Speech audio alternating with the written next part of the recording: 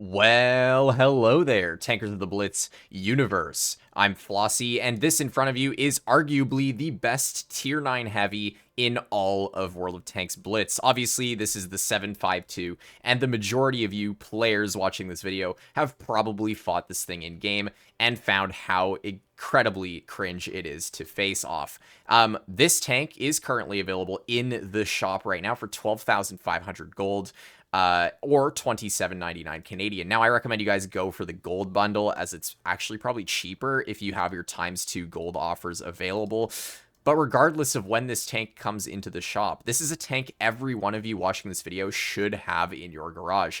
Going through the tank stats is what I will be doing first, and then I will play some games in it live to show you why this tank is so very strong. But let's break into the tank stats things first. So starting off with its gun, it deals 430 damage on its standard shells, and yes, it has shells. It has 2 shells in its magazine with a 4-second intro clip. So yeah, if you're able to get out both of those shots, you are going to do a ton of damage. That is one of the main upsides of a tank like this, is you have that auto loader. You have 8 degrees of gun depression, which is absolutely fantastic, and you have so much pen. This is one of the things that makes this tank feel almost like a tier 10 when you're playing it. You have 384 millimeters of heat pen, which is ridiculous. Like, that is literally tier 10 heat pen. Your aim time is quite long, though, at 4.8 seconds. I am using refined gun, but that's not really going to make much of a difference, even if you're using V-stabs. And refined gun is honestly just better in pretty much every way. Your dispersion, though, is actually pretty good at 0.308. So this gun will be a little bit troll sometimes, but in terms of Russian accuracy overall, it's not that bad.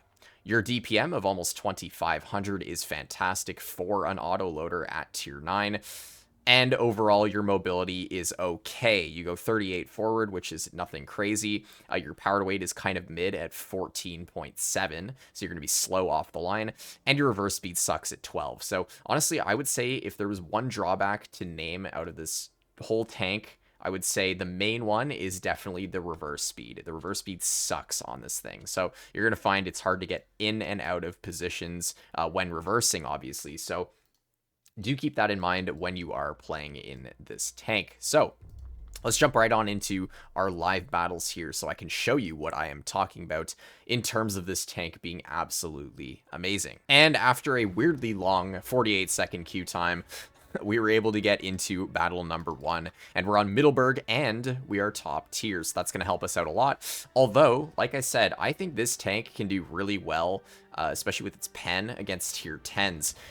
Now, the armor profile on this thing, this is where it kind of gets a little bit crazy as well. This thing's side armor is like an IS-7 side armor. You have, like, black hole sides that will just eat shells that will seem like they should pen the side of this thing, but then they just don't. It's one of the main reasons this thing is so very annoying to fight. Its frontal armor is actually pretty solid too. You have a very small lower plate, and even when you load gold, your upper plate is still quite strong as well. And your turret is honestly the main weak spot of the armor profile, especially when you load your gold shells. You'll notice the turret is like oscillating up and down. Basically the whole roof of the turret when you load gold can be penned quite easily. If someone doesn't really know how to aim, chances are they'll bounce off of your turret even with it being kind of weak, because this thing's turret is very troll. Sorry, I was trying to find the words I was wanting to say there. But yeah, the turret's very troll.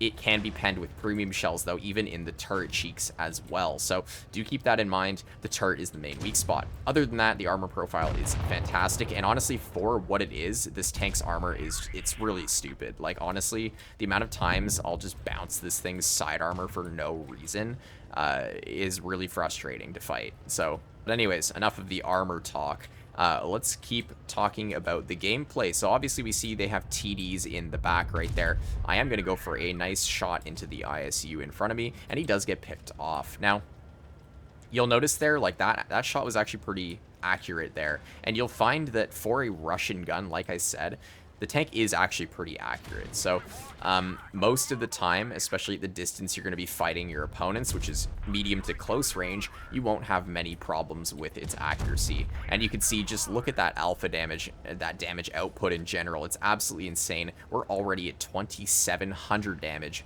with those 2 shots getting put into the VK, and we're just going to keep on going. Face hugging in this tank is actually a viable option, especially if you're able to gun block your opponents. It'll make it very annoying for them to actually hit your weak spots, but there we go. 2 more shells just like that, bringing us to 3585 damage or something like that, and we actually full health killed that poor VK. Yeah, against tier 8s, again, this thing is an absolute monster. It is definitely overpowered as hell, and I highly recommend all of you guys get this tank if you don't have it yet in your garage. Doesn't matter what price tag it's going to come out for, this tank will be worth it pretty much every single time, and you can see that there. We are at 4,400 damage. Absolutely insane stuff. Doesn't look like I'll be killing the Progetto, but it doesn't matter. This game was an absolute insane showcase of what this tank is able to do against tier 8s. Yeah, I mean, what else is there to say, really? Absolutely fantastic first battle in the 7.5.2. And yeah, we did 4,500 damage, obviously putting us top on the team.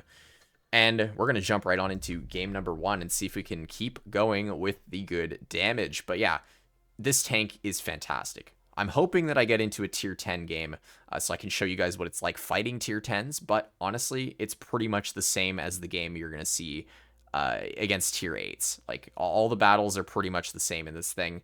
I would consider this thing pretty much a tier 10 itself. I think it could have been a tier 10. I'm actually surprised Wargaming didn't make it a tier 10 because all of the stats it has are pretty comparable to tier 10 heavies, which is why this thing is so overpowered. But anyways, let's jump on into game number 2. Here's Rockfield for us. Nice map for this tank, honestly. And up against us, more tier 8 and tier 9s. Not really sure if Wargaming is going to give me a tier 10 battle, but it would be nice if that was the case. But let's jump into this game here. I'm going to hope that our whole team goes to the left. Obviously, going to the right is not a very smart play, as if you lose map control on this side of the map, you're most likely going to lose the base cap as well.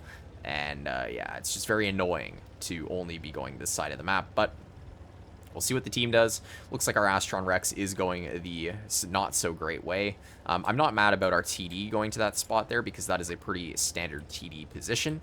So it's more so just the rest of our team needs to go this way, which it looks like they're doing apart from the Astron Rex. So let's get ourselves into our position here. I am going to go mid because I like to sort of see which way the enemy team is going to go. Even if I'm not in a medium or light tank, I still go to this position, just kind of early game to see if I can get any crossing shots into the enemy heavies, like this guy right here in his 50 TP. Because he overextended there on the right-hand side, I was able to easily get a shell right into his tank. So good start to the game. I am going to reload my clip, and this is something you'll see me do, is if I don't have clear shots on anyone, I am just going to reload both my shells, because it's always better to have 2 shots in your at your disposal than just your 1. So I highly recommend you guys just reload both shells when you can, if you're not in a situation where you're going to be getting YOLO'd. So because I'm pretty safe right here, reloading both of my shots, like I said, it was the smart play to do. So now I'm going to push myself into this bush here, as I know the lot of their team is going to be on this side of the map. And yes, we do catch out that 53 TP, who doesn't look to be very good at the game. So he does just bounce right off of the side of my tank. He could have just shot me in the lower plate, but yeah, bro had other ideas. He doesn't have a camo either, so I kind of feel bad for this guy. But anyways, these are the type of players that are going to absolutely get nuked by the 7.5.2, or people who don't know where to aim. So that is a bonus that we have one of those players on the enemy team. Come on, 50 TP. Please push up further. Please do it. Oh, yes. And I mean, you can see even the accuracy over distance is pretty nice in this tank. Like, I'm not having any problems hitting my shots all the way across the map, which is kind of surprising in a Russian tank, like I said. We're at 2,100 damage so far. There's a Progetto who's pretty healthy in front of us. That might actually be the same Progetto from last game, but I'm going to wait for my shells to reload, and I am going to go for that player. Unfortunately, I can't HE the rear of him, but it's not going to matter. We're going to hit him with 2 shells, or 1 shell. I was hoping to get both in, and our teammate does finish him off there because, yes, they stole my damage. How dare they? Now, we do have the T-49 in front of us, who is full health. I'm kind of hoping he YOLOs up the middle hill right there. That would be nice. But if he doesn't, I'm going to load a standard shell, because the shell velocity with my premium shells, it's not the best. So luckily, I did hit the T-49, and that brought me over 3,000 damage. This was a very steamrolly esque game, so I'm very surprised I was able to get out the damage I did. But yeah, there's the 7.52 once again showing you guys how good it is at not only getting out damage, but against worse players, bouncing a lot of shots. I mean, we only blocked 360, but I mean, you get the point. It's a very, very good tank overall. And we're going to jump into a third battle to hopefully get into a tier 10 game. No. Oh, well, I tried, guys. I'm only going to do 3 games, though. I don't want to keep wasting time just playing battle after battle trying to get a tier 10 game, because you guys get the idea. This tank is absolutely insane in pretty much every situation, because you have the gun depression, you have very, very good pen, very decent armor for what it is. Obviously, you can't rely on that turret armor a lot of the time, but if you're wiggling your tank around like this, it's going to be very troll for the enemy to hit you. So there you go. Let's get into game number 3. Up against us, we have a Foch KPZ Defender Mark 1, a lot of tier 8s that I'm not really concerned about at all. I am going to go mid-hill because it's important that we do hold off this enemy team from taking the hill if we can. So I'm going to take this position right here initially, and there's their KPZ 70. So, and I did see a tree break, so there's their Foch as well. That's good stuff. Knowing where their tier 9s are is very important. And it looks like their Type 5 Tank Destroyer Kari is taking town, which is just, I don't know. That's not going to end well for him. I can tell you that right now. But here's the Foch in front of us. I'm going to load my premium shells. He does get 1 shell into me, but honestly, I could care less. I have enough alpha damage to where I'm reliably going to kill him 99% of the time. Now, we do take a shot from the KPZ, which is not ideal. He also does light me on fire, which is annoying, but honestly, whatever, bro. Now that he did shoot, I am now going to take the hill because I do see an opening to do that, and taking the hill is very important on mines. So hopefully this KPZ doesn't just tunnel the crap out of me and try to shoot me. Like, bro, hello? Like, what are we doing here, bro? Anyways, I'm going to go for the defender, get that guy out of the game since he does have good mobility. Clearing people with mobility, it just makes it less annoying later on to deal with the enemies. So there we go. We cleared him off. Their Samwa is he AFK or is he just terrible? I actually don't know, but I'm going to shoot him twice because, yeah, oh my god, he's actually not AFK. He is just one of the worst players I have ever seen in my life. Incredible stuff from that Samwa right there. And honestly, this is just another steamroll. So even if I just get out 1 more clip, I will be completely happy with the result. And seeing as the KPZ just did shoot, I am going to try to get a clip out into this player here. 446 for 1 shell.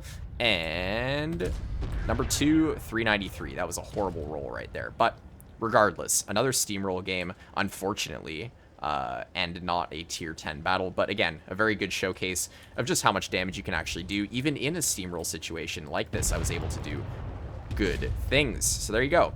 That is the 7.52. Again, absolutely amazing tank. I really recommend anyone watching this video to get it. As I've said multiple times already, if you have the gold, get this thing.